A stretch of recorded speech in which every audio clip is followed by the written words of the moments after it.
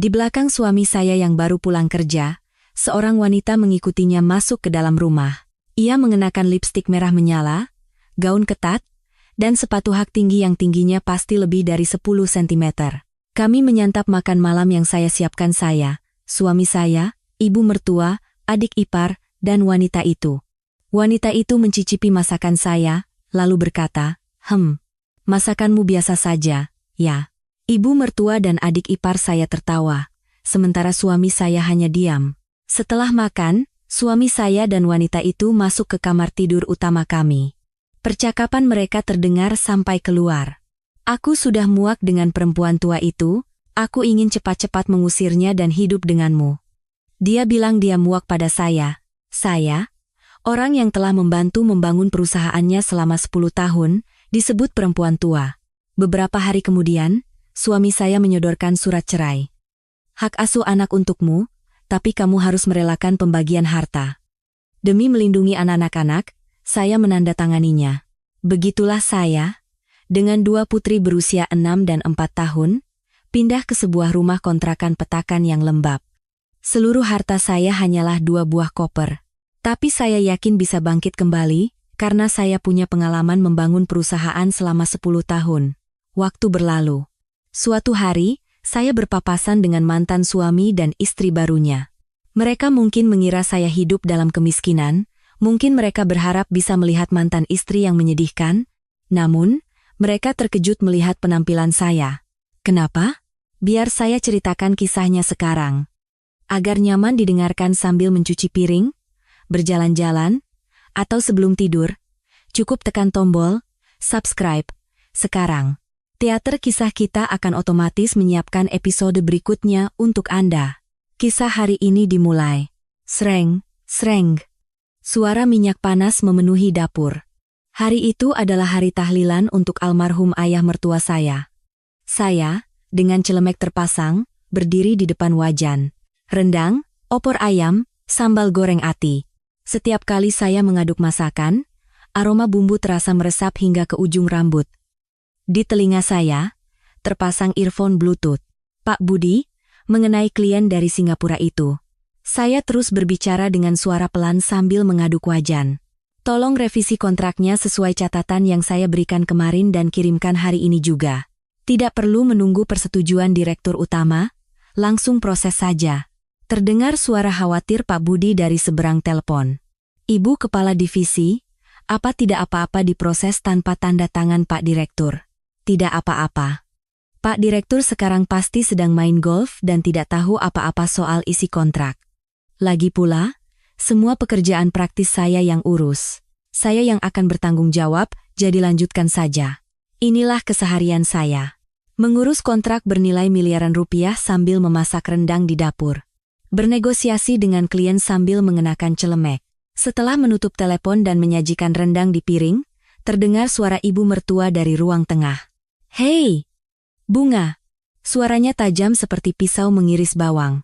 Sedang acara tahlilan begini, kenapa kamu sibuk menelepon? Adi yang urus semua pekerjaan di kantor, kenapa kamu yang sok sibuk? Saya tidak menjawab, hanya diam-diam mengelap tangan dengan celemek, sambil menggigit bibir. Wijoyo sukses makmur. Sebuah perusahaan dagang kelas menengah dengan omzet tahunan 100 miliar rupiah. Saya yang mendirikan perusahaan itu bersama suami saya, Adi, dan selama 10 tahun terakhir, saya yang membesarkannya hingga seperti sekarang. Kepala Divisi Strategi Bisnis, Bunga Lestari. Mulai dari mencari klien, negosiasi kontrak, manajemen keuangan, hingga strategi bisnis, tidak ada yang tidak melalui tangan saya. Sementara itu, suami saya, Adi Wijoyo, jabatannya hanya direktur utama di atas kertas. Rutinitasnya sederhana, pagi main golf, siang pertemuan berkedok menjamu relasi, malam minum-minum.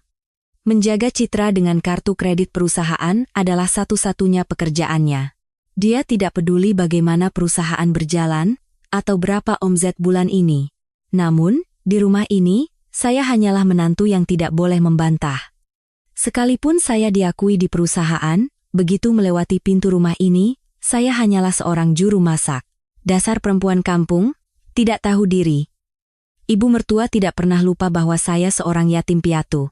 Orang tua saya meninggal dalam kecelakaan saat saya kecil, dan saya dibesarkan oleh nenek saya yang seorang petani di sebuah desa di pinggir kota. Hal itu menjadi aib yang tak terhapuskan di keluarga ini. Saya membawa piring berisi rendang yang masih mengepul ke ruang keluarga. Di meja, makanan yang disiapkan dengan susah payah sudah tertata rapi. Saya bangun sejak pukul 5 pagi untuk membuat kaldu, memasak 5 jenis sayur, dan menyiapkan hidangan utama. Kuku saya masih berbau bawang, dan punggung tangan saya ada bekas percikan minyak yang memerah. Ibu mertua bersandar santai di sofa sambil menonton TV. Adik ipar saya, Mina, asyik dengan ponselnya, seolah tidak peduli saya sedang membawa makanan atau tidak. Selama 10 tahun pernikahan, tidak ada seorang pun di rumah ini yang pernah membantu saya saat hari raya atau acara keluarga. Saat itu, terdengar bunyi, bip, dan pintu depan terbuka. Suami saya, Adi, masuk. Tapi tidak sendiri. Di belakangnya berdiri seorang wanita. Dengan lipstik merah menyala, gaun ketat, dan sepatu hak tinggi yang tingginya pasti lebih dari 10 cm. Riana, manajer keuangan di perusahaan kami. Saya meletakkan piring rendang di meja dan bertanya, Riana, kenapa kamu ada di sini? Saya berusaha agar suara saya tidak bergetar. Meskipun jantung saya sudah berdebar kencang. Sebenarnya saya sudah tahu. Gosip yang beredar di kantor. Katanya Pak Direktur sering terlihat bersama manajer keuangan. Katanya mereka sering pulang bersama. Setiap kali mendengar cerita itu, saya berusaha mengabaikannya. Tidak mungkin, pikir saya.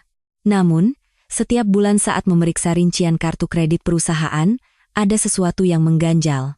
Tagihan makan malam lembur atas nama Riana, selalu untuk 2 orang di restoran mewah. Apa masuk akal biaya makan malam lembur lebih dari 1 juta rupiah per orang? Tetap saja, saya ingin percaya pada suami yang telah bersama saya selama 10 tahun. Oh, ada dokumen yang harus segera diselesaikan, jawab Adi dengan santai. Kami hanya akan makan sebentar lalu kembali kerja. Riana, beri salam pada ibu. Riana membungkuk hormat kepada ibu mertua. Selamat sore, Bu. Saya Riana, yang membantu Pak Direktur di kantor. Pak Direktur selalu membanggakan ibu. Wajah ibu mertua langsung cerah. Oh, benarkah? Putraku? Hahaha, cantik sekali kamu. Masuk, masuk. Kebetulan kami akan makan. Ayo makan bersama. Saya hanya bisa terpaku melihat pemandangan itu. Di hari tahlilan ayahnya, suami saya membawa wanita lain ke rumah. Tanpa berusaha menyembunyikannya sama sekali. Kami duduk mengelilingi meja makan. Di hadapan hidangan yang saya siapkan sejak subuh, Riana mengambil sendok seolah-olah ini adalah rumahnya sendiri. Wow, makanannya banyak sekali. Riana mengambil sepotong rendang. Setelah menggigitnya, ia mengerutkan kening. Loh, Bu Bunga. Riana menatap lurus ke arah saya. Ternyata kemampuan memasak ibu tidak sebaik kemampuan kerja ibu. Ya, dagingnya agak alot. Napas saya tercekat. Saya menatap wajah Riana, usianya 29 tahun. Seorang wanita yang menjadi pusat perhatian para karyawan pria di kantor berkat pesonanya yang ceria dan tubuhnya yang langsing. Dan sekarang, di depan makanan yang saya buat, dia sedang mengejek saya. Tapi yang lebih menyakitkan adalah yang terjadi selanjutnya. Hahaha, selera Riana memang tinggi. Ibu mertua membela Riana, membela wanita yang baru pertama kali ia temui. Anak muda zaman sekarang memang pemilih. Riana, kalau tidak cocok, jangan dipaksa makan, ya. Saya tidak percaya ini. Saya bangun sejak pukul 5 pagi untuk merebus daging, meracik bumbu, dan memasaknya dengan api kecil selama lebih dari 30 menit. Tapi ibu mertua, bukannya membela masakan saya, malah menjatuhkan saya di depan wanita asing. Hei, Bunga. Ibu mertua menatap saya. Kamu ini bagaimana? Tamu datang tidak diambilkan minum? Kenapa bengong saja, tamu? Wanita yang menggoda suami saya dan masuk ke rumah saya ini disebut tamu? Saya mengepalkan gigi dan bangkit. Saya pergi ke dapur dan kembali dengan segelas air. Saat meletakkan gelas itu di depan Riana, tangan saya sedikit gemetar. Terima kasih, Bu Bunga. Riana tersenyum sinis, senyum yang sangat menyebalkan. Adik ipar saya, Mina, ikut menimpali. Mas, Ternyata ada karyawan secantik ini. Aku mau kerja di perusahaan Mas saja. Ah, kamu mau kerja apa? Riana ini kerjanya juga bagus, jawab Adi dengan nada membela Riana. Dia sama sekali tidak peduli saya duduk di sebelahnya. Saya mengambil sendok, tapi nasi tidak bisa tertelan. Tenggorokan saya terasa kering. Selama makan, Riana terus-menerus mengambilkan lauk untuk Adi. Pak Direktur, coba ini juga. Pak Direktur, ini enak? Persis seperti pengantin baru. Selama 10 tahun, saya makan di meja itu. Tapi tidak sekalipun saya pernah dilayani seperti itu. Saya selalu menjadi orang yang menyiapkan makanan, mencuci piring, dan membereskan meja.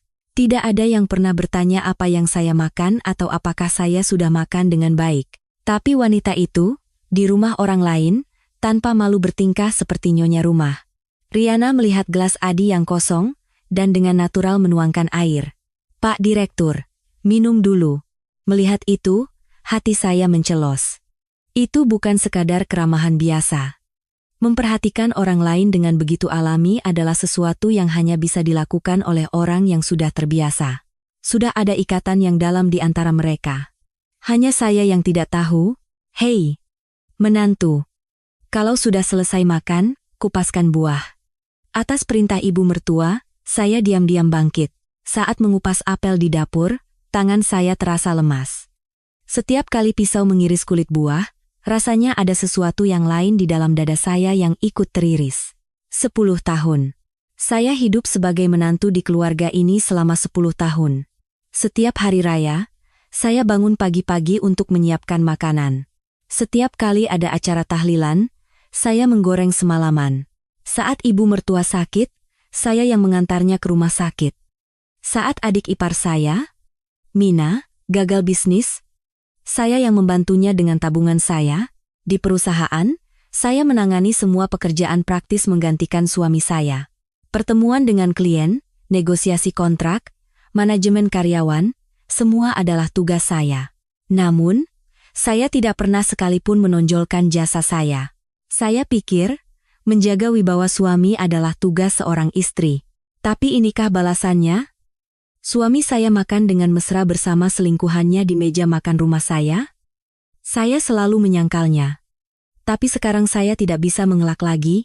Wanita itu adalah selingkuhan suami saya. Saya membawa piring buah ke ruang keluarga. Tapi tidak ada seorang pun di meja makan. Bu, mereka semua kemana? Oh, Adi dan Riana sedang memeriksa dokumen di kamar.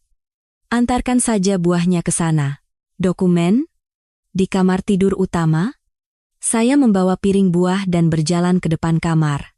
Pintunya sedikit terbuka. Dari celah itu, terdengar suara. Saya berdiri di depan kamar, piring buah di tangan. Pintu sedikit terbuka. Saya mengangkat tangan untuk mengetuk. Tapi saat itu terdengar suara dari dalam. Ah, aku benar-benar tidak tahan lagi. Itu suara Adi. Diikuti desahan penuh kejengkelan. Berada di dekat perempuan seperti pembantu yang bau minyak membuatku sesak napas. Saat makan tadi, rasanya bau celemeknya sampai ke sini. Pembantu? Saya membeku di tempat. Telinga saya tidak salah dengar. Apa yang baru saja dikatakan suami saya tentang saya? Aku ingin cepat-cepat mengusirnya dan hidup denganmu. Kamu wangi parfum, enak dipandang. Pasti akan menyenangkan pulang ke rumah. Terdengar tawa Riana. Ih, Pak Direktur. Kalau bicara begitu, aku jadi malu. Jangan malu. Itu kenyataan. Perempuan itu sekarang sudah tua. Melihatnya saja aku sudah muak. Tua. Umur saya 38 tahun ini. Saya tidak punya waktu untuk berdandan atau membeli baju baru karena sibuk mengurus pria ini. Apa itu salah saya? Saya merasakan piring buah di tangan saya hampir jatuh. Saya berhasil menahannya, tapi ujung jari saya memutih. 10 tahun. Selama 10 tahun, setiap pagi saya menyiapkan bekal untuk pria ini. Saat dia lembur, saya membawakan makan malam ke kantor. Saat dia pulang mabuk, saya membuatkan sup pereda pengar. Setiap hari raya, saya yang memasak untuk keluarga besarnya. Dan di perusahaan, saya menangani semua pekerjaan menggantikannya. Setelah melahirkan anak pertama, saya bahkan tidak sempat beristirahat pasca persalinan dengan benar. Ibu mertua bilang beliau sakit, jadi saya merawat diri di rumah mertua, bukan di pusat perawatan. Begitu juga, saat anak kedua lahir, pesta ulang tahun anak-anak, saya yang siapkan sendiri. Imunisasi, ke rumah sakit, konsultasi ke taman kanak-kanak, semua adalah tugas saya. Di tengah semua itu, saya tidak pernah meninggalkan pekerjaan kantor. Saya memeriksa kontrak sampai pukul 2 atau 3 pagi setelah menidurkan anak-anak. Hasilnya adalah perusahaan dengan omzet 100 miliar. Apa yang dia lakukan? Main golf, minum-minum, dan pulang larut malam dengan alasan menjamu relasi, dan semua pengorbanan itu hanya dianggap sebagai pekerjaan pembantu. Tapi, sayang, kapan kamu akan menceraikannya? Aku sudah lelah sembunyi-sembunyi begini. Terdengar suara Riana dengan nada manja. Sebentar lagi. Tapi ada masalah. Tunjangan perceraian. Kita sudah menikah 10 tahun. Pasti jumlahnya besar. Memikirkan uang yang harus keluar saja sudah membuatku pusing. Riana tertawa kecil. Kalau begitu, cari saja cara untuk mengusirnya tanpa memberinya uang sepeser pun. Kamu kan paling tidak suka keluar uang. Lagi pula, perempuan itu tidak punya apa-apa. Orang tuanya juga tidak ada kan? Katanya anak yatim piatu. Dia tidak akan punya siapa-siapa untuk melawannya. Benar juga. Terdengar suara tawa Adi. Dari awal aku menikahinya karena itu, karena tidak punya orang tua, jadi tidak perlu repot saat hari raya, tidak perlu memberi apa-apa ke keluarganya. Praktis. Tapi sekarang aku sudah bosan. Saat itu, sesuatu di dalam diri saya runtuh berkeping-keping. Dari awal dia melihat saya seperti itu. Dia menikahi saya karena saya tidak punya orang tua dan mudah diatur. Saya menikah di usia 28. Sebagai seorang yatim piatu, sulit bagi saya untuk menemukan jodoh, tapi Adi yang melamar saya lebih dulu, status tidak penting. Aku menyukaimu, katanya, saya percaya padanya. Atau lebih tepatnya, saya ingin percaya. Nenek saya yang sudah meninggal pernah melarang saya. Nenek tidak suka tatapan mata pria itu. Kelihatannya dia tidak punya isi, katanya. Waktu itu saya mengabaikan nasihat nenek. Saya buta karena cinta. Nenek, maafkan saya. Nasihat nenek benar. Saya bersandar di dinding koridor. Kaki saya lemas, tidak sanggup berdiri. Saya memeluk piring buah erat-erat di dada, sambil menggigit bibir agar tidak bersuara. Bukan tangisan, tapi jeritan. Rasanya semua yang saya bangun selama 10 tahun hancur menjadi abu dalam sekejap. Apa yang saya yakini sebagai cinta, sebagai keluarga, sebagai pengabdian, semuanya. Perlahan, saya bangkit. Saya meletakkan piring buah di atas rak di koridor. Lalu saya berjalan menuju kamar anak-anak. Saat membuka pintu pelan-pelan, terdengar napas teratur kedua anak saya dalam kegelapan. 6 dan 4 tahun. Makhluk yang paling saya cintai di dunia ini. Saya berlutut di samping tempat tidur mereka. Sambil merapikan selimut, saya menatap wajah mungil mereka lama sekali. Teringat saat anak pertama lahir. Betapa saya menangis saat menggendongnya di ruang bersalin. Anakku, darah dagingku, satu-satunya makhluk di dunia ini yang memanggilku ibu. Setelah orang tua saya meninggal saat saya kecil, dan nenek saya menyusul tahun lalu, saya selalu merasa kesepian. Saya tidak tahu apa itu keluarga. Saya pikir setelah menikah semuanya akan berbeda. Saya pikir keluarga suami akan menjadi keluarga saya, dan suami akan menjadi teman hidup selamanya. Ternyata saya salah. Saya tidak bisa membiarkan anak-anak ini tumbuh di bawah asuhan ayah seperti itu. Ayah yang menjelek-jelekan ibu mereka di depan selingkuhannya. Ayah yang menyebut istrinya pembantu, ayah yang mencari cara agar tidak perlu membayar tunjangan karena sayang uang. Anak-anak yang tumbuh melihat ayah mereka merendahkan ibu mereka akan menjadi orang dewasa seperti apa nantinya? Saya mengecup kening anak-anak saya dengan lembut. Ibu akan melindungi kalian, bisik saya. Suara saya serak, tapi hati saya sudah mantap. Saya akan bercerai. Saya tidak butuh harta atau apapun. Besok juga saya akan mengatakan pada pria itu bahwa saya ingin bercerai. Uang bisa dicari lagi. Perusahaan bisa dibangun kembali. Tapi hati anak-anak, masa kecil mereka, tidak akan pernah kembali. Apapun yang terjadi, Pernikahan ini harus berakhir. Saya bangkit dan keluar dari kamar anak-anak. Dari kamar utama di ujung koridor, masih terdengar tawa mereka berdua. Saya membelakangi suara itu dan berjalan ke ruang tengah. Saya mengepalkan tangan, tunggu saja, Adi Wijoyo. Akan kutunjukkan padamu siapa aku sebenarnya. Beberapa hari kemudian, kami duduk berhadapan di meja makan. Justru Adi yang lebih dulu meletakkan setumpuk dokumen di atas meja. Tanda tangani. Suara Adi dingin, seolah-olah sedang menyuruh saya menandatangani kontrak bisnis.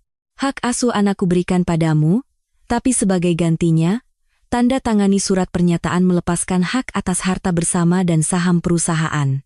Saya menatap dokumen itu. Huruf-hurufnya kabur di mata saya. Kamu tahu kan? Saham perusahaan 100% atas namaku.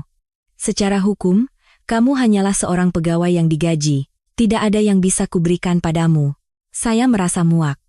10 tahun saya merelakan semuanya atas namanya agar wibawanya sebagai suami terjaga, kini menjadi pisau yang menusuk saya. Saat mendirikan perusahaan, saya menggunakan seluruh tabungan saya sebagai modal awal. Kontrak besar pertama, saya yang mendapatkannya. Setiap kali ada krisis, saya yang menyelesaikannya. Tapi di atas kertas, saya hanyalah seorang karyawan. Karena saya percaya pada suami saya tidak pernah repot-repot mencantumkan nama saya.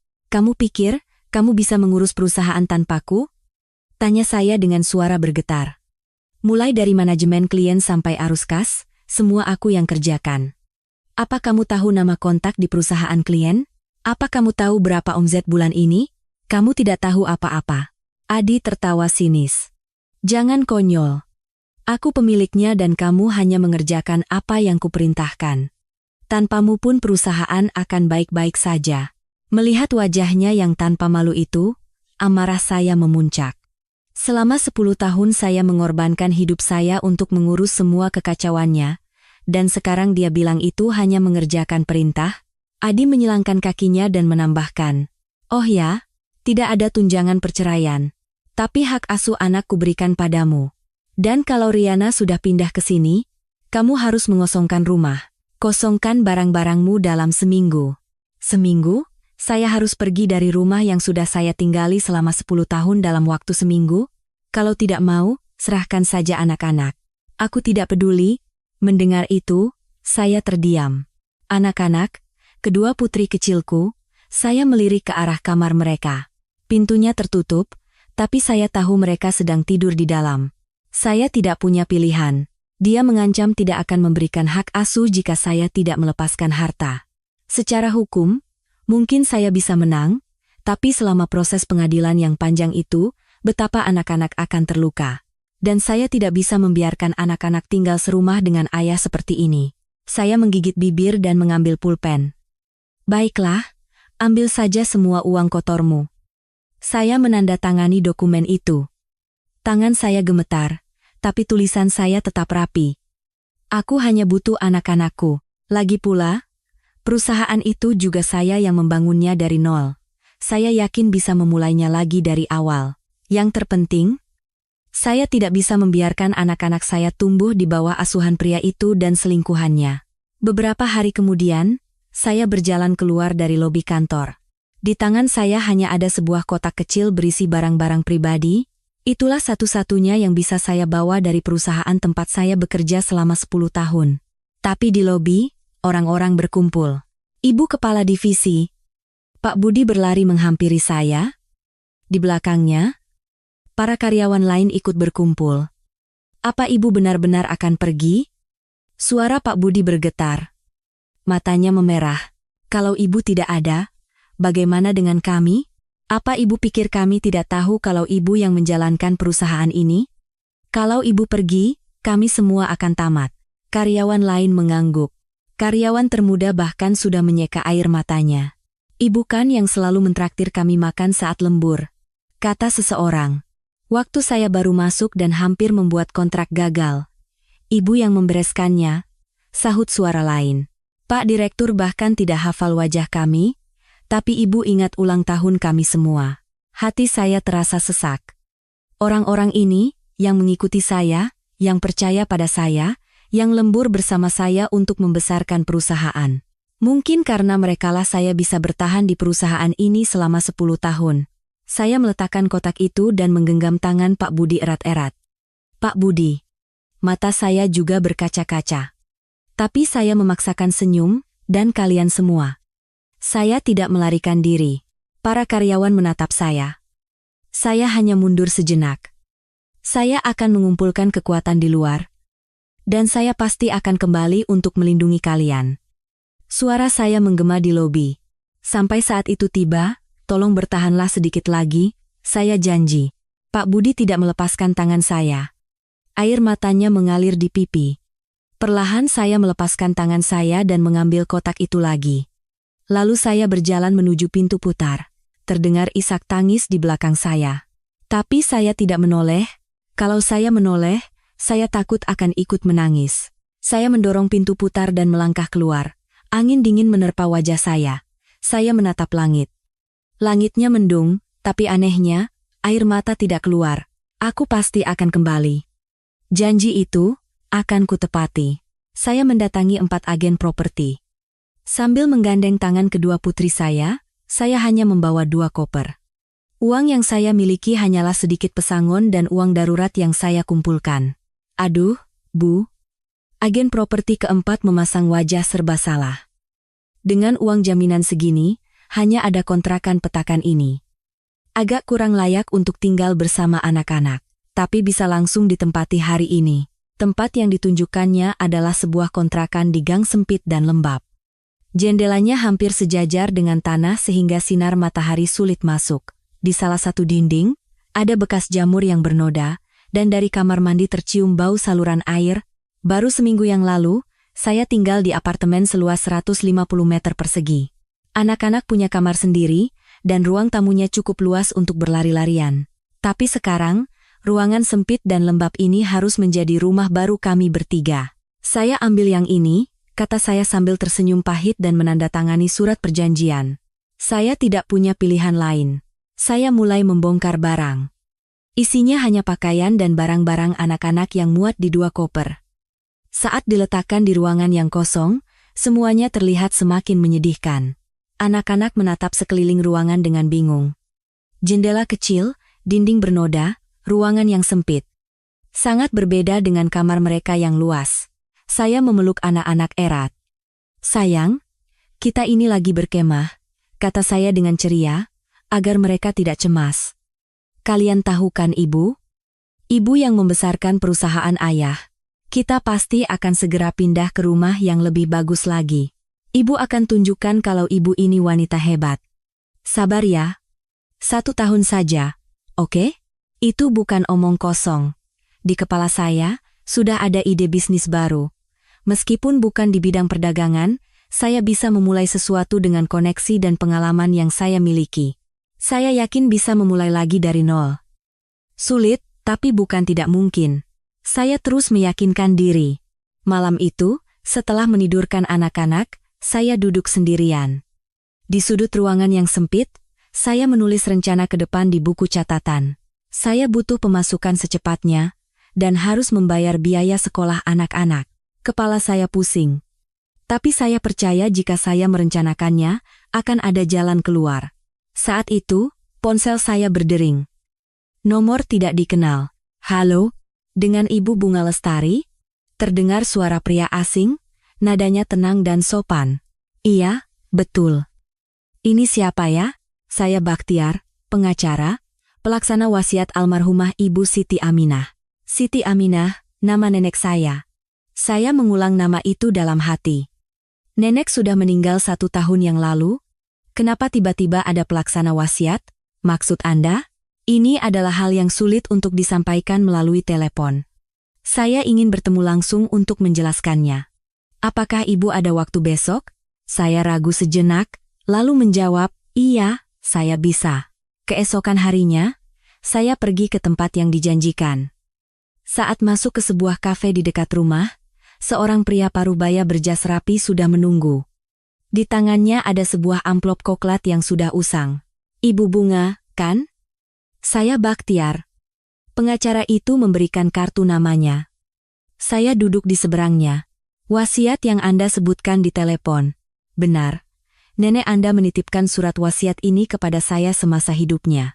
Suara pengacara itu tenang. Ada syarat dalam wasiat ini. Terhitung sejak hari penulisan wasiat ini, jika cucu perempuanku masih dalam pernikahan setelah 3 tahun, atau jika pernikahannya kandas dalam 3 tahun, segera temui dan sampaikan wasiat ini. Jika pernikahannya kandas dalam 3 tahun. Saya merenungkan arti kalimat itu, teringat bagaimana nenek menentang pernikahan saya.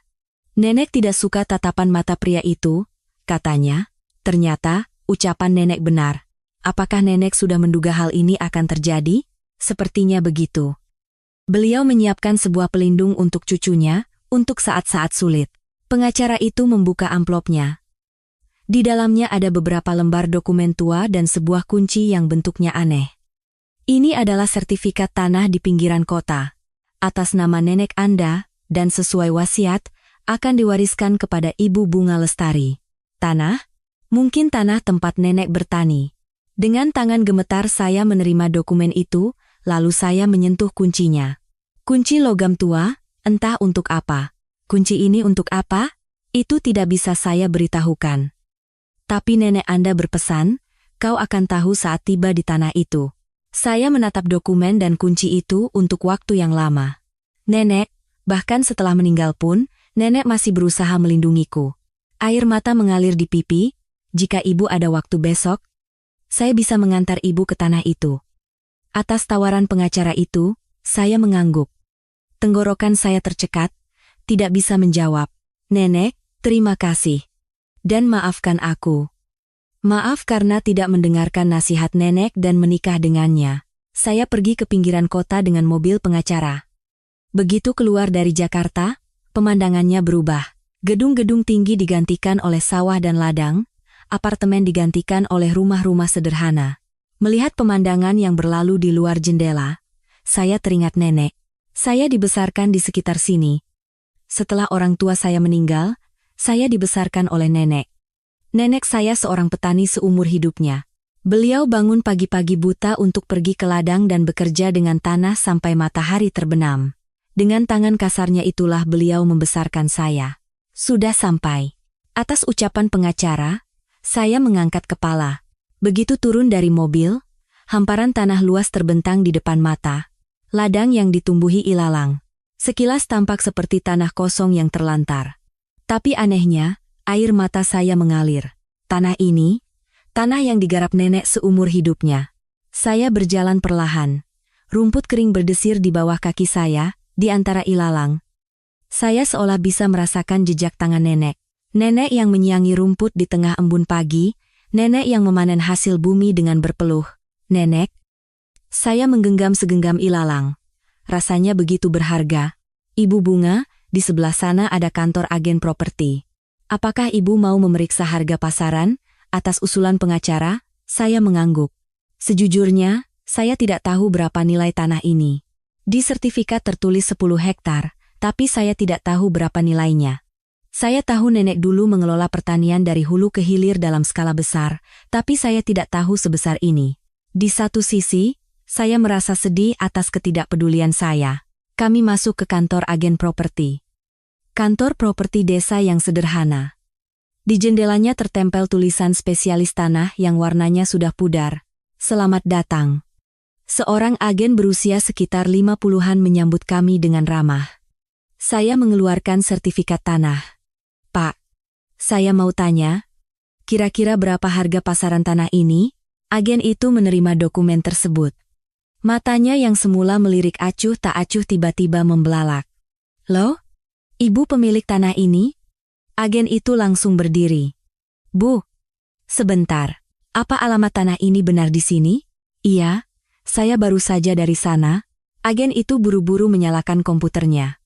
Setelah mencari sesuatu, ia menatap layar dengan saksama. Ibu tidak tahu? Tahu apa? Tanah ini. Tanah ini. Suara agen itu bergetar. 2 tahun lalu ditetapkan sebagai kawasan pengembangan kota baru. Sedang dalam proses pembebasan lahan untuk ganti rugi. Saya tidak langsung mengerti maksudnya. Artinya apa? Akan dibeli oleh pemerintah. ibu akan dapat uang ganti rugi. Harga per meternya pasti minimal 2 juta rupiah. Bahkan bisa lebih di lokasi ini. Agen itu berbicara dengan penuh semangat. Ibu tahu tidak berapa harga tanah di kawasan kota baru ini sekarang? Akan ada stasiun kereta? Potensi pengembangannya luar biasa. Agen itu mulai menekan kalkulator. Saya pun ikut menghitung dalam hati, 10 hektar sama dengan 100.000 meter persegi, dikali 2 juta rupiah, saya menghentikan jari saya yang sedang menghitung. 200 miliar? Suara saya bergetar. Apa saya tidak salah hitung? Betul, 200 miliar. Bahkan bisa lebih. Ibu beruntung sekali. Agen itu sangat heboh. Tapi saya tidak bisa berkata apa-apa. Angka 200 miliar terus berputar di kepala saya. Saya, yang kemarin masih khawatir tentang biaya hidup di kontrakan petakan, tiba-tiba menjadi pemilik tanah senilai 200 miliar rupiah. Kaki saya lemas. Agen itu buru-buru menyodorkan kursi. Bu, tidak apa-apa? Mau saya ambilkan minum? Saya terduduk lemas di kursi. Tangan saya gemetar hebat. Nenek yang meninggalkan ini untukku? Saya pikir beliau hanya bertani seumur hidupnya. Nenek yang selalu memakai baju usang, yang jarang makan daging. Nenek punya harta sebanyak ini? Ibu Bunga. Pengacara itu mendekat dengan tenang. Masih ada yang harus ibu periksa. Saya menatap pengacara itu dengan pandangan kosong. Apa? Masih ada lagi? Ada sebuah gudang di atas tanah itu. Pasti ada alasan mengapa nenek Anda memberikan kunci itu. Kunci aneh yang saya terima kemarin. Dengan pikiran yang masih kosong, saya bangkit. 200 miliar saja sudah sulit dipercaya, apalagi yang ada. Saya mengikuti pengacara berjalan cukup jauh ke salah satu sudut tanah. Di antara ilalang, terlihat sebuah bangunan tua.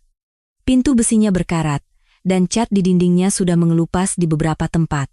Sekilas tampak seperti gudang peralatan pertanian yang terbengkalai. Di sini, pengacara itu berhenti di depan gudang. Ada apa di dalam? Saya juga tidak tahu. Nenek Anda hanya berpesan, berikan kuncinya. Cucuku akan menemukannya sendiri. Saya mengeluarkan kunci yang saya terima kemarin dari saku. Kunci logam yang bentuknya aneh. Jauh lebih besar dan berat dari kunci gembok biasa. Saya membuka pintu besi yang berkarat dan masuk. Bau debu menyengat hidung. Bagian dalam gudang gelap, penuh dengan peralatan pertanian dan kardus kosong yang berserakan. Apa yang nenek lakukan di sini? Saya menyinari sekeliling dengan senter ponsel. Saat itu, saya melihat sesuatu yang aneh di salah satu sudut lantai gudang. Ada semacam penutup kayu di lantai. Seolah-olah ada sesuatu yang disembunyikan. Saya menyingkirkan penutup itu. Di bawahnya, muncul sebuah tangga. Ada ruang bawah tanah? Jantung saya berdebar kencang. Tangan saya gemetar karena tegang. Saya menuruni tangga. Selangkah demi selangkah, kegelapan semakin pekat. Hanya cahaya senter yang menjadi satu-satunya penerang. Setibanya di bawah, sebuah pintu besi raksasa muncul di depan mata. Bukan pintu, tapi brankas. Brankas baja besar seperti di film-film memenuhi seluruh dinding. Apa ini? Saya menatap brankas itu dengan bengong. Kenapa nenek punya benda seperti ini? Di tengah brankas, ada lubang kunci. Dengan tangan gemetar, saya memasukkan kunci. Ceklek, kuncinya pas. Perlahan saya memutarnya. Dengan suara, kriet, pintu brankas mulai terbuka. Pintu yang sudah lama tertutup itu bergerak dengan berat. Di dalam brankas, gelap gulita. Saya mengarahkan senter ke dalam. Saat itu, sesuatu berkilauan dalam kegelapan. Hah? Saya tidak percaya dengan apa yang saya lihat. Cahaya senter memantulkan kilau keemasan yang menyilaukan. Di dalam brankas, tumpukan kotak kayu tersusun rapi. Kotak-kotak seperti peti apel.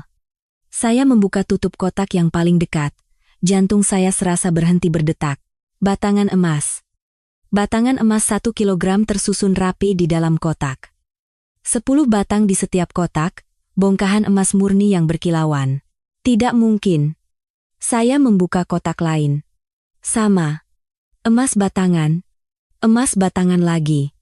Setiap kotak penuh dengan emas batangan. Ada berapa banyak ini? Saya mulai menghitung kotak dengan panik. 10, 20, 30. Ada lebih dari 100 kotak? Tidak, jauh lebih banyak. Saya menghitung dalam hati. Harga emas sekitar 1 miliar rupiah per kilogram. Setiap kotak berisi 10 kilogram, dan ada setidaknya 100 kotak. 100 triliun? Kaki saya lemas. Saya terduduk di tempat. Tanah 200 miliar saja sudah sulit dipercaya. Sekarang ini apa? Emas batangan senilai 100 triliun? Kemarin, saya masih khawatir tentang makan esok hari di kontrakan petakan. Saya tidak punya uang untuk membayar biaya sekolah anak-anak. Harta saya hanyalah pakaian di 2 koper. Dan sekarang, saya duduk di depan emas batangan senilai 100 triliun. Apa ini nyata, bukan mimpi? Saya mengambil 1 batang emas. Beratnya terasa di telapak tangan, sentuhan logam yang dingin dan keras. Ini nyata. Saat itu, saya melihat sesuatu menempel di dinding bagian dalam brankas. Sebuah amplop. Amplop kertas kusam yang direkatkan dengan selotip. Dengan tangan gemetar, saya melepaskan amplop itu. Di bagian luar, tertulis tulisan tangan yang familiar. Untuk Bunga. Tulisan tangan nenek, tulisan yang khas dan penuh kenangan. Saya membuka amplop dan mengeluarkan surat di dalamnya. Tangan saya gemetar hebat sampai kertasnya berdesir. Bunga, saya mulai membaca surat itu dengan suara keras. Nenek memberi syarat kapan warisan ini boleh dibuka. 3 tahun setelah nenek meninggal jika pernikahanmu baik-baik saja, atau jika pernikahanmu kandas dalam 3 tahun. Air mata mengalir di pipi. Bunga, suamimu Adi itu hanya besar gaya tapi otaknya kosong. Sejak pertama kali melihatnya, nenek sudah tidak suka tatapannya. Nenek takut suatu saat nanti dia akan membuatmu menangis. Karena itu nenek menetapkan jangka waktu ini. Nenek sudah tahu. Dari awal, jika kamu membaca ini, mungkin artinya kamu sudah sendiri. Tapi jangan menangis. Uang yang nenek kumpulkan seumur hidup dari hasil menggarap tanah ini akan menjadi perisai yang kuat untukmu. Isak tangis saya pecah. Saya memeluk surat itu erat-erat di dada. Emas batangan ini nenek siapkan dari hasil ganti rugi 5 dari 8 hektar tanah yang nenek miliki. Nenek takut uang kertas bisa rusak atau hilang, jadi nenek menukarnya dengan emas. Untuk dipakai saat cucuku Bunga kesulitan. 8 hektar? Bukan 3 hektar? Saya tidak percaya. Nenek seumur hidupnya hanya memakai baju usang. Beliau jarang makan daging dan hanya membeli sayuran termurah di pasar. Setiap kali saya memberinya uang, beliau selalu menolaknya dan mengembalikannya. Ternyata, nenek menyimpan semua ini untuk saya. Bunga, sejak kamu lahir nenek sudah tahu, anak ini akan menjadi orang besar. Jadi, hiduplah dengan percaya diri, tidak peduli apa kata orang. Hidupmu adalah milikmu, jangan biarkan siapapun mengendalikannya. Itulah kalimat terakhir di surat itu. Nenek akan selalu menjagamu dari surga. Nenek sayang padamu, cucuku Bunga. Saya menangis terseduh-seduh di atas tumpukan emas. Nenek, terima kasih banyak. Dan maafkan aku. Maaf tidak mendengarkan nasihat nenek dan menikah dengan pria itu. Seharusnya aku lebih sering menjenguk nenek saat beliau masih hidup. Saya menangis lama sekali. Sampai air mata saya kering. Lalu perlahan saya mengangkat kepala. Batangan emas berkilauan di bawah cahaya senter. 100 triliun. Tidak, dengan harga tanah, totalnya lebih dari 300 triliun. Saya menyeka air mata. Lalu saya tersenyum. Dingin. Nenek, aku akan menggunakan pedang ini dengan baik. Saya mengepalkan tangan, Adi Wijoyo dan Riana. Tunggu saja.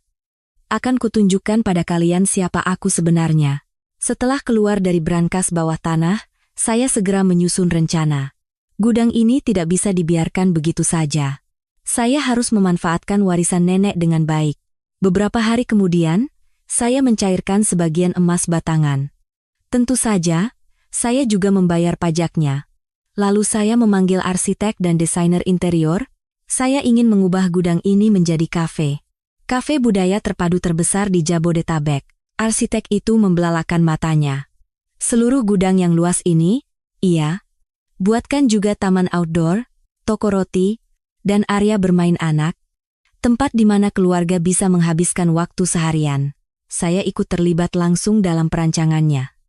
Saya punya intuisi yang terasah selama 10 tahun mengelola perusahaan. Saya tahu ruang seperti apa yang menarik orang, dan alur seperti apa yang efisien. Berapa anggaran yang disiapkan? 300 miliar. Arsitek itu hampir menyemburkan kopinya, tapi saya serius.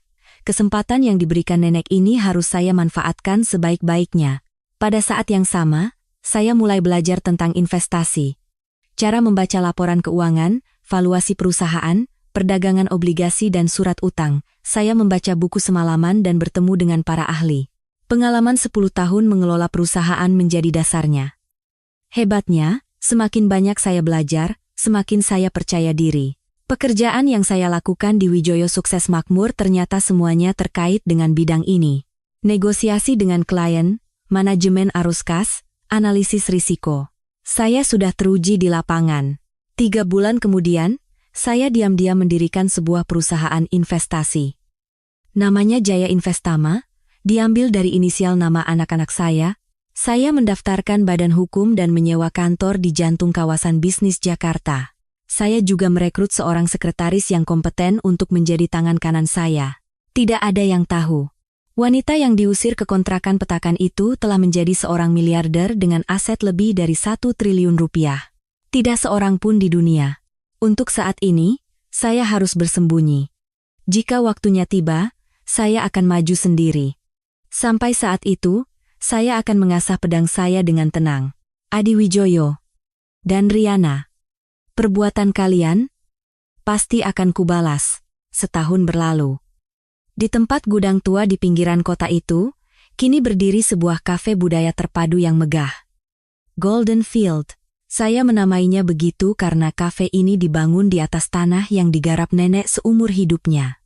Bangunan utama 3 lantai, dengan taman outdoor seluas 2 kali lapangan sepak bola, toko roti, restoran, area bermain anak, hingga area khusus hewan peliharaan, saya membuatnya menjadi tempat di mana keluarga bisa menghabiskan waktu seharian. Begitu dibuka, kafe ini langsung viral. Di media sosial, heboh disebut sebagai kafe impian, tempat hits di Jabodetabek. Setiap akhir pekan, tempat parkirnya penuh sesak dan pengunjung harus mengantre selama 1 jam. Omset harian di akhir pekan saja mencapai ratusan juta rupiah. Saya membuat kantor saya di lounge VIP di lantai 2 kafe. Dari jendela, saya bisa melihat para tamu berjalan-jalan di taman. Ibu Direktur, ini laporan omset minggu ini. Sekretaris saya, Mita, menyerahkan dokumen. Saya sekarang dipanggil Ibu Direktur. Direktur Utama Jaya Investama sekaligus pemilik Golden Field. Sambil melihat laporan omset, tiba-tiba saya mengambil ponsel. Ada pesan dari Pak Budi, rekan kerja yang akrab dengan saya saat masih di Wijoyo Sukses Makmur. Ibu Kepala Divisi, perusahaan sedang kacau.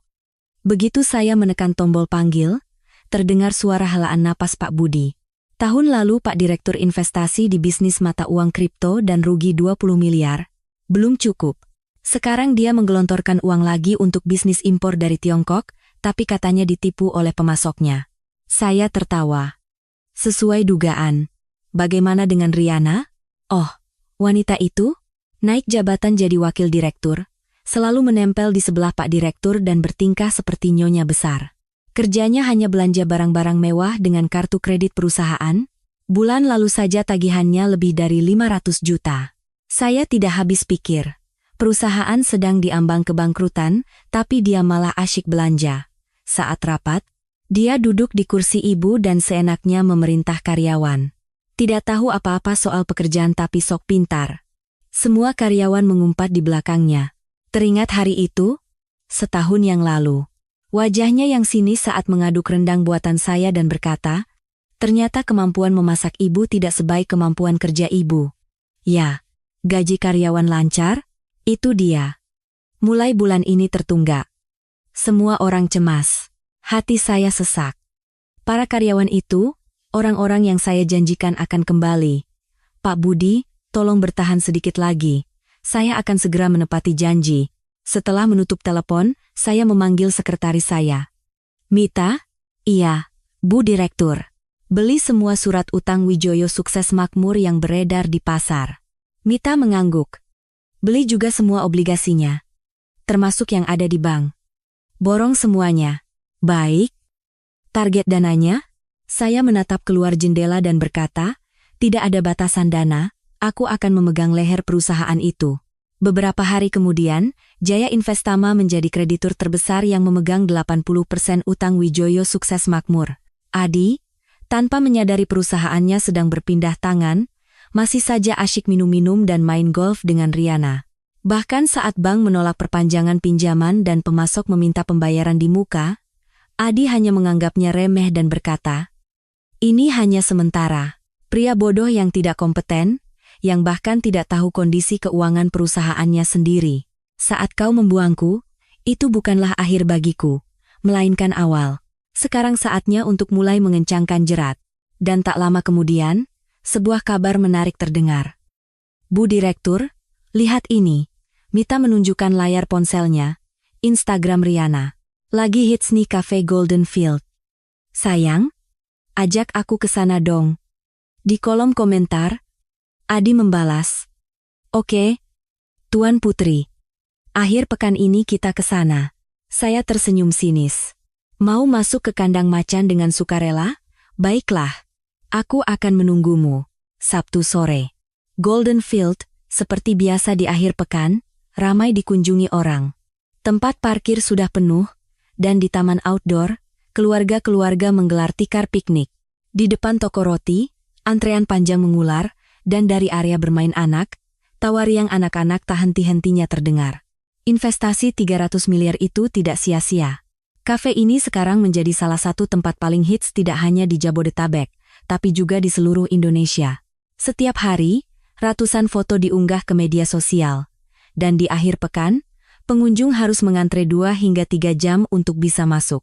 Saya sedang melihat keluar jendela dari lounge VIP di lantai 2. Di tangan saya ada segelas latte hangat, tapi belum saya minum setetes pun. Entah kenapa hari ini perasaan saya aneh. Mungkin karena laporan yang Mita sampaikan pagi tadi. Ibu Direktur, ada informasi bahwa Direktur Utama Wijoyo Sukses Makmur, Bapak Adi Wijoyo, akan datang ke Golden Field hari ini. Sesuai dugaan. Saya sudah menunggunya setelah melihat postingan Riana di media sosial. Baik. Kalau sudah datang, beritahu saya. Saya menjawab dengan tenang, tapi di dalam hati, jantung saya berdebar kencang. Setahun sejak terakhir kali saya melihat pria yang menyebut saya pembantu bau minyak itu. Sekitar 1 jam kemudian, Mita mendekat dengan tenang.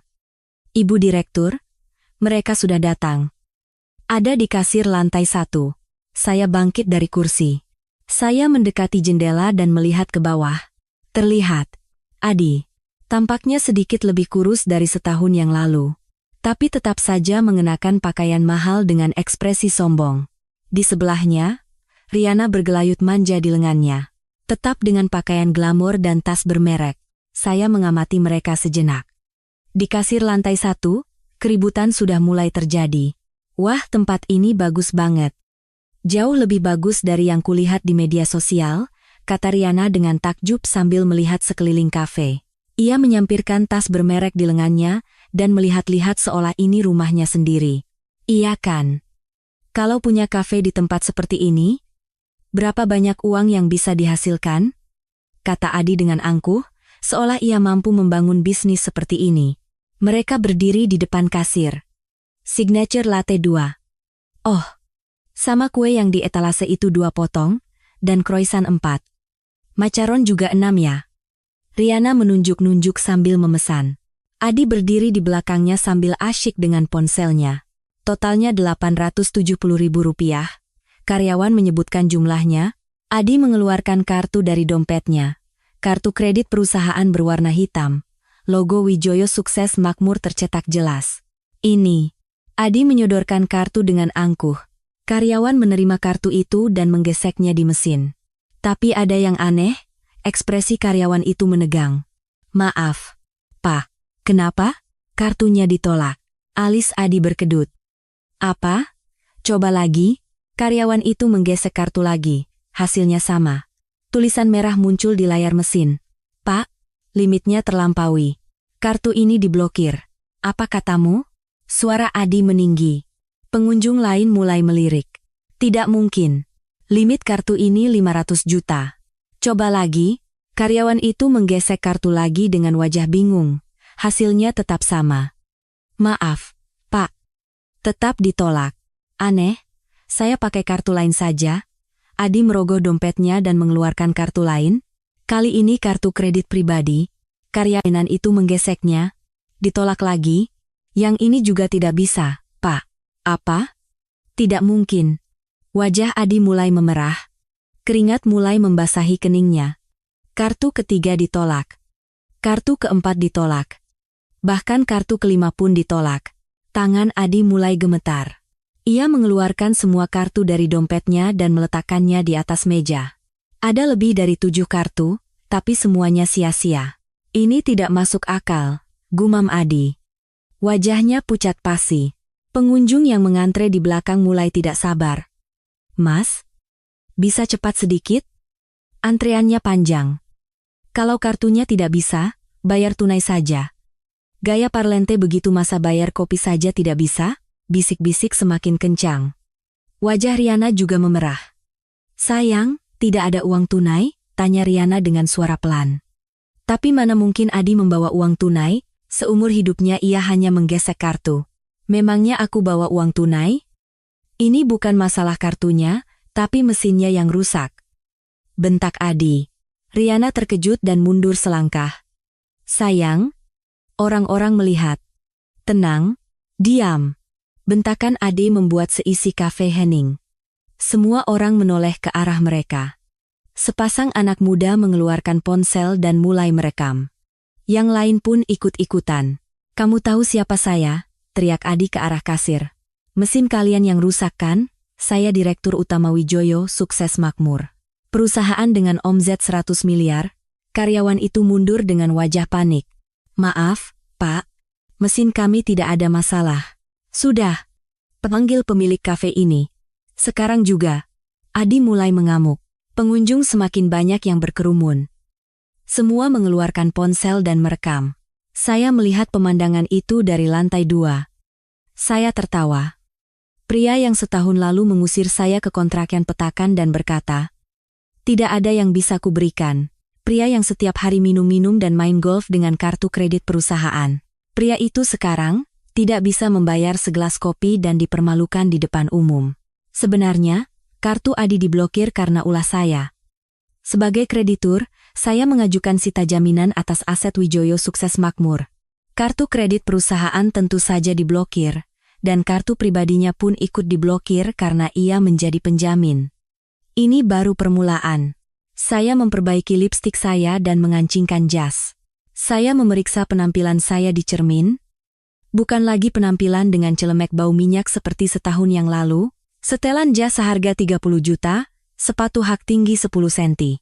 Rambut ditata rapi, dan di telinga saya berkilau anting berlian. Mita, saya turun. Baik, Bu Direktur. Perlu saya beritahu karyawan? Tidak perlu. Kejutan kan lebih seru. Saya mulai menuruni tangga perlahan. Tok, tok, tok.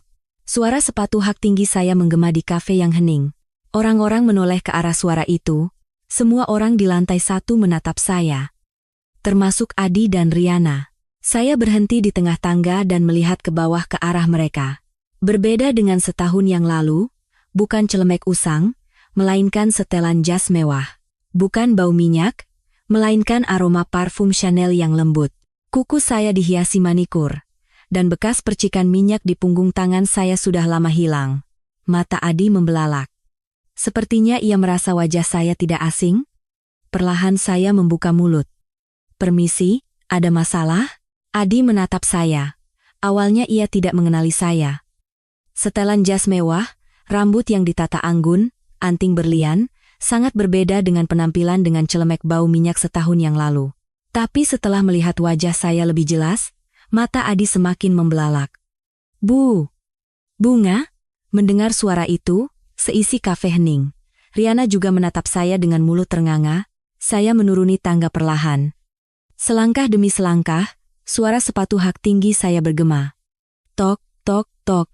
Lama tidak bertemu, kata saya sambil tersenyum. Tidak dingin, tapi santai. kamu kerja di sini?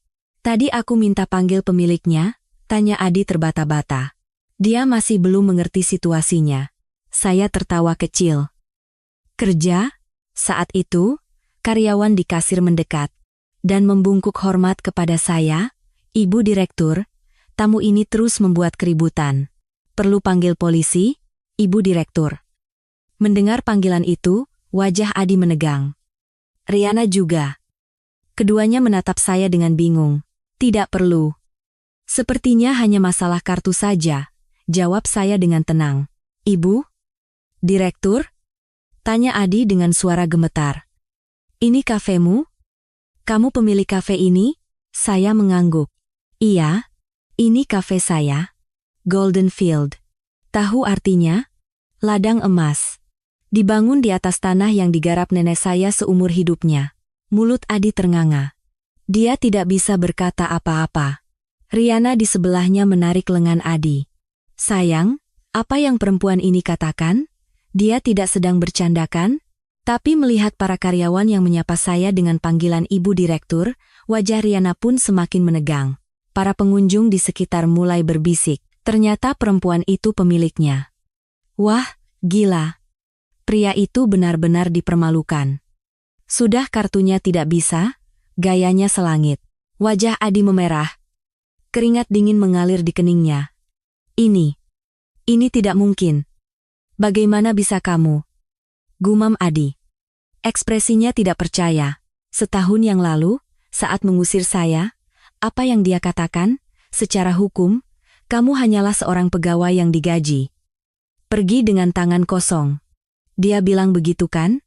Tangan kosong itu sekarang berdiri di hadapanmu sebagai direktur utama kafe senilai 300 miliar. Perlahan saya mendekati Adi, dan berbisik pelan di telinganya. Pak, mesin kami tidak rusak. Mungkin kartu Anda yang rusak. Bahu Adi tersentak. Oh, dan satu lagi? Saya mundur selangkah sambil tersenyum. Kopinya gratis. Anggap saja servis. Sebentar lagi Anda mungkin harus makan mie instan setiap hari. Jadi hematlah. Wajah Adi pucat pasi. Apa katamu? Nantikan saja. Ini baru permulaan. Setelah mengatakan itu, saya berbalik. Sayang, ayo pergi. Riana menarik lengan Adi. Adi yang masih terpaku, berjalan terhuyung-huyung ke arah pintu keluar.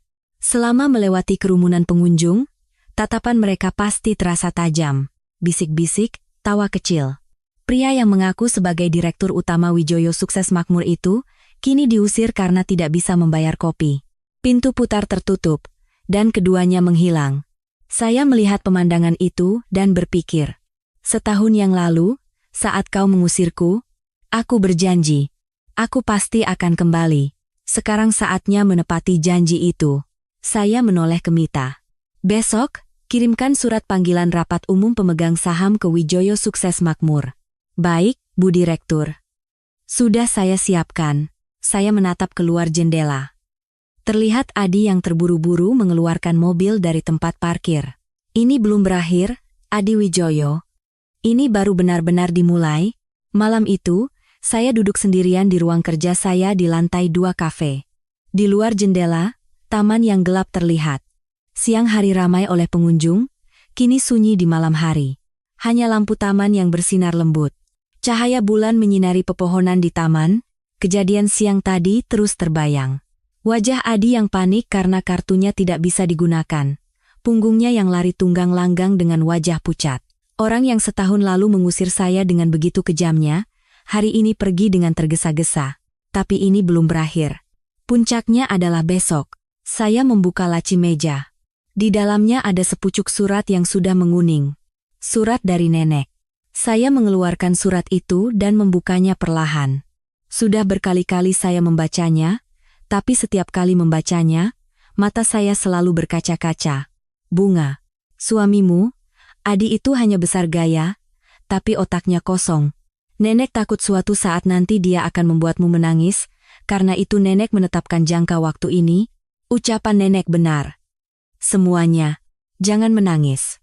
Uang yang nenek kumpulkan seumur hidup dari hasil menggarap tanah ini akan menjadi perisai yang kuat untukmu. Saya memeluk surat itu di dada. Nenek, Besok akan kuselesaikan semuanya. Dengan perisai yang nenek berikan ini, akan kubalas orang-orang yang telah menginjak-injakku. Tiba-tiba teringat hari itu setahun yang lalu. Saya yang keluar dari lobi kantor dengan membawa kotak barang. Dan para karyawan yang menangis sambil menahan saya. Ibu kepala divisi, apa ibu benar-benar akan pergi? Kalau ibu tidak ada, bagaimana dengan kami?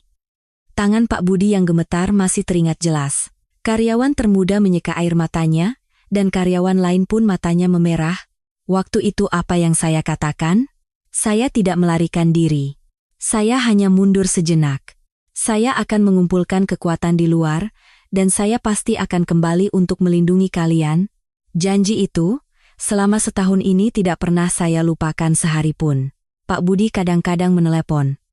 Memberitahu kondisi perusahaan, bahwa direktur berulah lagi, bahwa Riana sewenang-wenang. Setiap kali mendengar cerita itu, dada saya terasa sesak, tapi saya menahannya. Saya berjanji pada diri sendiri, jika waktunya tiba, saya pasti akan kembali. Dan sekarang, waktunya telah tiba. Saya mengambil ponsel dan menelepon pengacara Bakhtiar. Pak Bakhtiar, persiapan untuk RUPS besok sudah beres kan? Tentu, Bu Direktur. Dokumen konversi utang menjadi saham sudah beres. Pendaftaran sebagai pemegang saham mayoritas juga sudah selesai. Besok di rapat, Ibu tinggal mengajukan mosi pemecatan Direktur Utama. Bukti penggelapan dana oleh Riana, sudah kami serahkan ke polisi sore ini. Surat perintah penangkapan akan keluar besok. Saya mengangguk. Terima kasih atas kerja keras Anda. Sampai jumpa besok. Setelah menutup telepon, saya kembali menatap keluar jendela. Besok semuanya akan berakhir. Pria yang setahun lalu menyebut saya pembantu bau minyak. Pria yang mengusir saya dengan tangan kosong. Akan kutunjukkan padanya siapa aku sebenarnya. Dan kepada para karyawan yang telah percaya dan menungguku, aku akan datang menepati janjiku. Saya bangkit dari kursi. Sekarang saatnya benar-benar mengakhirinya. Demi anak-anakku. Demi para karyawan yang percaya padaku. Dan demi nenek yang mengawasiku dari surga. Besok, aku akan datang ke Wijoyo Sukses Makmur. Ruang rapat utama kantor pusat Wijoyo Sukses Makmur. Rapat umum pemegang saham sedang berlangsung.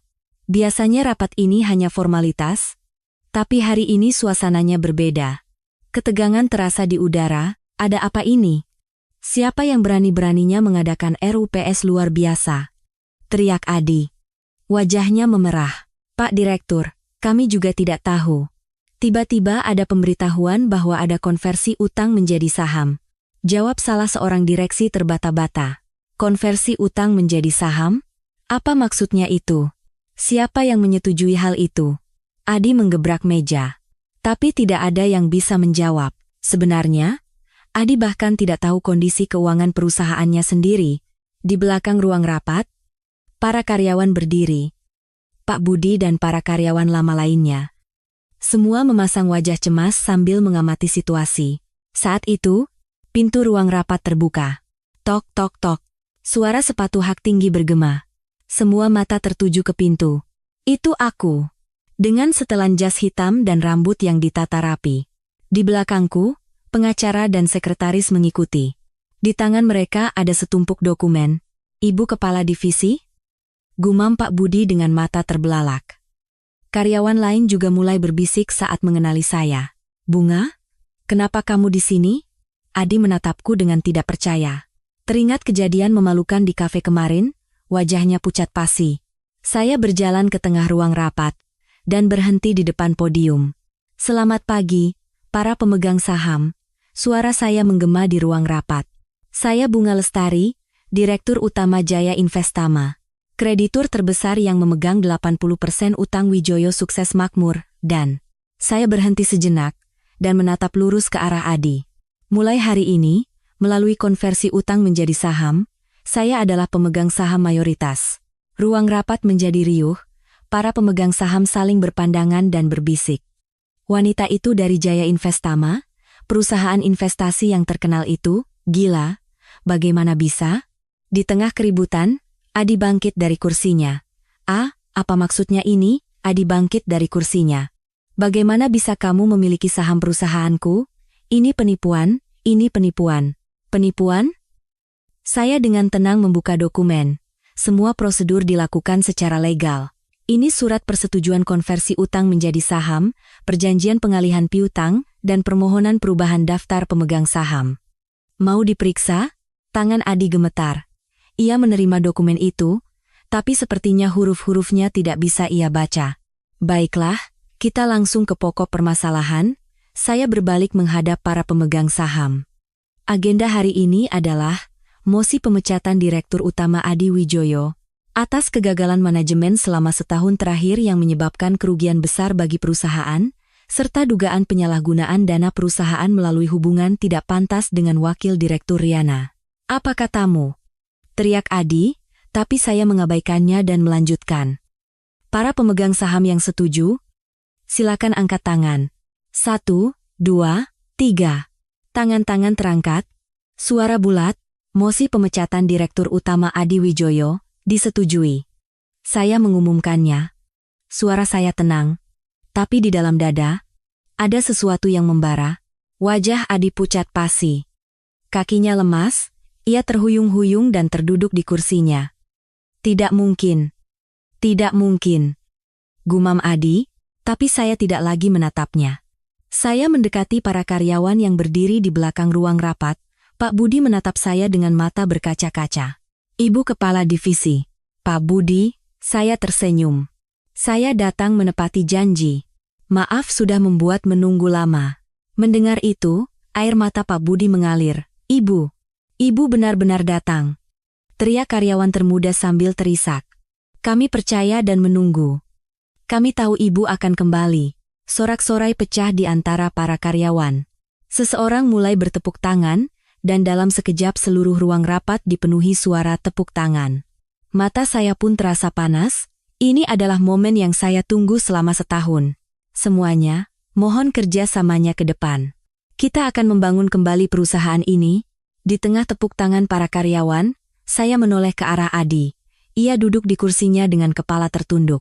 Kesombongan yang setahun lalu mengusir saya dan berkata, tanpamu pun perusahaan akan baik-baik saja. Sudah tidak ada lagi. Sekarang benar-benar berakhir, Adi Wijoyo. Setelah RUP selesai, saya turun ke lobi. Tapi lobi sedang ramai. Orang-orang berkerumun, dan dari arah pintu masuk terdengar suara teriakan. Lepaskan. Kalian tidak tahu siapa saya? Saya Wakil Direktur Wijoyo Sukses Makmur. Itu suara Riana. Perlahan saya berjalan ke arah sana. Riana sedang meronta-ronta dengan kedua lengannya dipegang oleh 2 orang polisi.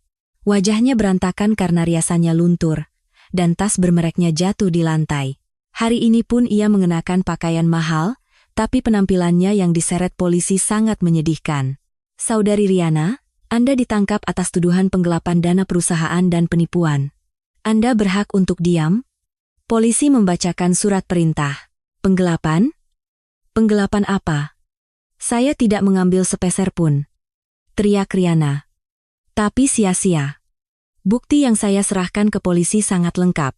Rincian penggunaan kartu kredit perusahaan, aliran dana yang keluar ke pemasok fiktif, hingga jumlah yang masuk ke rekening pribadi Riana. Selama setahun terakhir, uang yang digelapkan Riana lebih dari 5 miliar. Semuanya sudah tercatat. Para karyawan di lobi menyaksikan pemandangan itu. Tidak ada yang menatap Riana dengan kasihan. Justru ekspresi mereka terlihat lega. Mas! Mas! Teriak Riana ke arah Adi yang berdiri di salah satu sudut lobi. Mas! Tolong aku. Ini kan Mas yang suruh. Uangnya juga kita pakai bersama. Adi bersandar di dinding dengan wajah pucat. Sepertinya ia tidak punya tenaga untuk menatap Riana. Atau mungkin, tidak ingin menatapnya. Karena wanita itulah ia kehilangan segalanya. Perusahaan, harta, dan kehormatan. Mas, kenapa tidak menjawab? Kamu mau aku menanggung semuanya sendiri? Uangnya kan kita pakai bersama. Mas! Riana meronta, tapi Adi tetap diam. Ia menundukkan kepalanya dalam-dalam, seolah menjadi tak terlihat. Wanita yang setahun lalu di depanku bermanja-manja memanggilnya. Sayang. Wanita yang mengejek masakanku. Wanita itu sekarang berteriak-teriak saat diseret polisi. Polisi membawa Riana keluar. Teriakan histerisnya semakin menjauh. Sampai saat keluar dari pintu utama perusahaan, ia terus berteriak, "Mas, Mas." Tapi Adi tidak mengucapkan sepatah kata pun. Saya melihat pemandangan itu, lalu menoleh ke arah Adi. Mata kami bertemu. Tatapan yang setahun lalu menyebut saya pembantu bau minyak. Tatapan yang mengejek saya saat berkata pergi dengan tangan kosong. Tatapan itu sekarang kosong dan bergetar. Saya tidak mengatakan apa-apa. Saya hanya berbalik dan berjalan pergi. Tidak ada yang perlu dikatakan. Atau lebih tepatnya, saya tidak punya kata-kata lagi untuk orang itu. Beberapa hari kemudian, saya sedang menghabiskan waktu bersama anak-anak di rumah baru kami. Sebuah rumah di pinggiran kota, di dekat kafe Golden Field, dengan taman yang luas tempat anak-anak bisa bermain. Saat itu, interkom berbunyi. Saat saya menyalakan layar, terlihat wajah-wajah yang tidak asing. Adi. Dan di sebelahnya, ibu mertua saya, dan adik ipar saya, Mina. Saya menatap layar sejenak. Ketiganya tampak menyedihkan. Wajah Adi tidak dicukur dan pakaiannya kusut, sementara ibu mertua dan adik ipar juga kehilangan kemewahan mereka yang dulu. "Bunga! Bunga!" teriak ibu mertua sambil menggedor gerbang. "Nak! Buka pintunya. Kami salah. Kami keterlaluan." Suara ibu mertua serak. Suara angkuh yang dulu merendahkan saya dengan sebutan menantu kampung sudah tidak ada lagi. "Mbak, ini aku. Mina, tolong buka pintunya," teriak adik ipar sambil terisak. "Kami dulu memang keterlaluan ya. Kami minta maaf. Maafkan kami. Mbak, tolong." Adi juga berlutut di depan gerbang. "Bunga. Ini aku. Aku salah. Tolong beri aku satu kesempatan lagi. Aku akan berbuat baik seumur hidup. Aku akan baik pada anak-anak juga. Tolong." Saya menatap layar interkom tanpa kata. Teringat, ibu mertua yang setiap hari raya mengurung saya di dapur dan hanya menyuruh saya memasak. Adik ipar yang merendahkan saya. Orang-orang yang selalu mencela saya tidak peduli seberapa baik pun saya berbuat. Mereka menyuruh saya mengangkat barang berat saat saya hamil. Mereka tidak membiarkan saya beristirahat dengan baik setelah melahirkan. Jika saya bilang saya sakit, mereka hanya akan mencibir. Kenapa dulu saya begitu sabar? Karena saya pikir mereka keluarga. Karena saya percaya suatu saat nanti akan diakui. Bodohnya saya. "Bunga, bagaimanapun juga kamu pernah jadi menantu di keluarga kami, kita kan keluarga," raung ibu mertua. "Adi yang salah. Anak ini. Kami tidak bersalah. Bunga, tolong kami." Saya tertawa sinis. Saat saya diceraikan dan diusir, mereka tidak peduli sama sekali. Begitu bangkrut, baru mereka menyebut saya keluarga. Saat saya dan anak-anak kedinginan di kontrakan petakan, tidak ada satu telepon pun dari mereka. Saya menekan tombol interkom. "Siapa ya?" Suara saya dingin. Rumah ini tidak menerima tamu tak diundang. Lalu saya mematikan interkom. Sebelum layar mati, saya melihat wajah ibu mertua yang menegang. Terdengar teriakan dari luar gerbang. Suara gedoran, suara raungan. Tapi saya tidak peduli. Tak lama kemudian, satpam menelepon. "Ibu Direktur, di depan gerbang ada orang. Panggil polisi." "Laporkan sebagai penyusup." "Baik, Bu." Saya menutup telepon. Saya kembali ke ruang keluarga. Anak-anak sedang duduk di sofa sambil melihat buku cerita. Melihat saya, mereka tersenyum cerah. Saya duduk di sebelah mereka. Saya memeluk mereka erat-erat. "Ibu, kenapa?"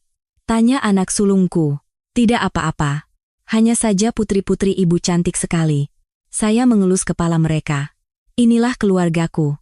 Bukan orang-orang yang meraung di luar gerbang itu, tapi kedua anak inilah segalanya bagiku. Demi merekalah aku bangkit, dan karena merekalah aku tidak menyerah." Terdengar suara sirene mobil polisi dari kejauhan. Mungkin mereka akan membawa orang-orang itu. Sambil memeluk anak-anak, saya berpikir, sekarang benar-benar sudah berakhir.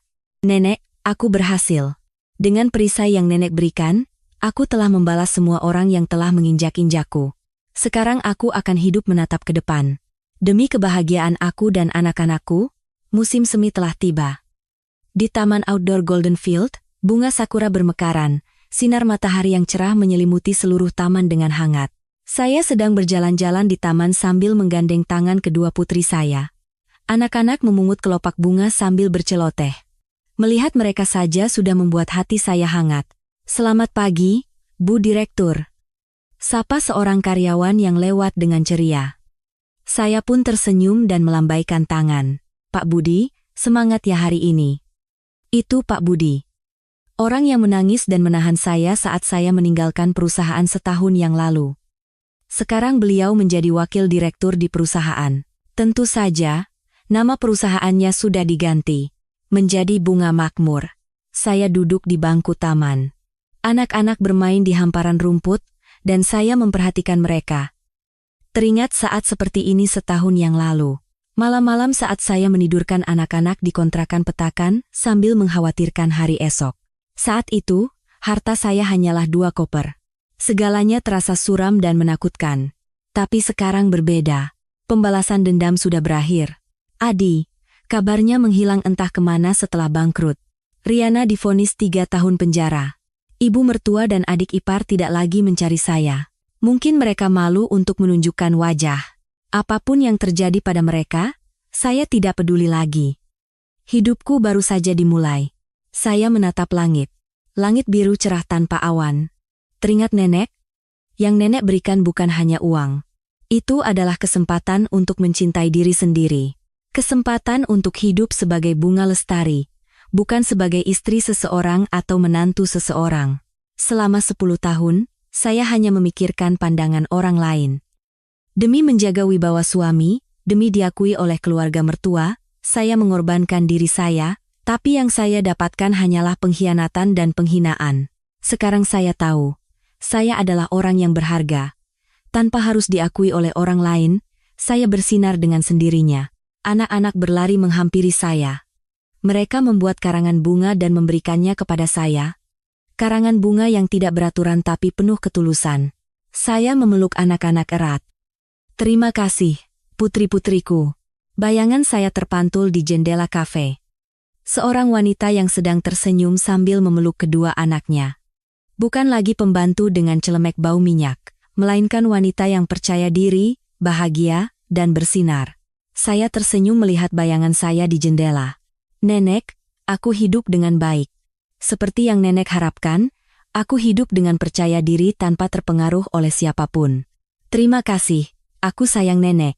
Dan aku juga. Sekarang mencintai diriku sendiri." Angin musim semi berhembus. Kelopak bunga sakura berguguran. Saya bangkit sambil menggandeng tangan anak-anak. "Ayo, kita cari makan yang enak." Anak-anak tersenyum cerah dan mengangguk. Saya pun ikut tersenyum. Tulus. Sinar matahari terasa hangat, aroma bunga terasa manis, dan tawa anak-anak terdengar seperti musik terindah di dunia. Inilah kebahagiaan, pikir saya. Dan kami bertiga, berjalan di bawah sinar matahari musim semi, sampai di sini kisah saya. Selama 10 tahun, saya hidup hanya sebagai istri seseorang, sebagai menantu seseorang. Panggilan istri Pak Adi, menantu keluarga Wijoyo lebih akrab di telinga saya daripada nama saya sendiri. Saya pikir itu wajar.